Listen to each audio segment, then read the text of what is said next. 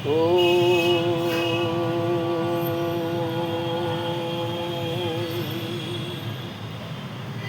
वेद संज्ञा विचार में आज हम पढ़ेंगे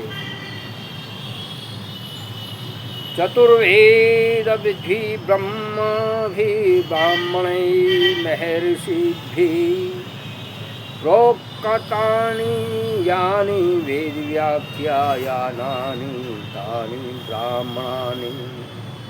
कहते हैं, इसके अर्थ में कहा है, ब्राह्मण ग्रंथों में वेद संज्ञा नहीं होने में व्याकरण महाभाष्य का भी प्रमाण है, जिसमें लोक और वेदों के भिन्न भिन्न उदाहरण दिए गए हैं। जैसे कोश, कोरस्वर इत्यादि लोक के और शन्यो, देवर, अविष्टय इत्यादि वेदों के हैं।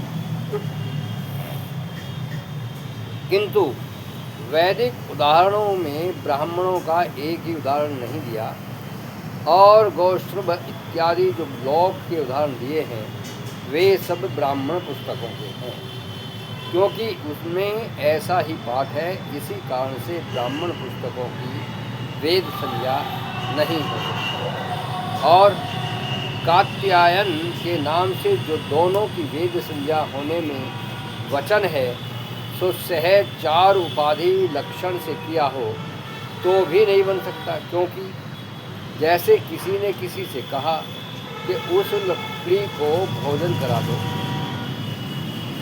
और दूसरे ने इतने ही कहने से तुरंत जान लिया कि लकड़ी जड़ पदार्थ होने से भोजन नहीं कर सकती।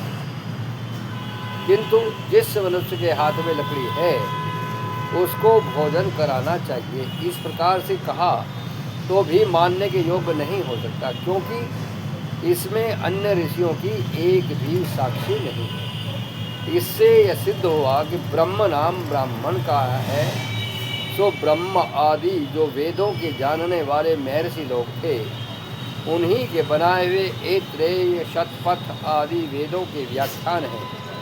इसी कारण से उनके किए ग्रंथों का नाम ब्राह्मण हुआ। इससे निश्चय हुआ कि मंत्र भाग की ही वेद संज्ञा है, ब्राह्मण ग्रंथों की नहीं है।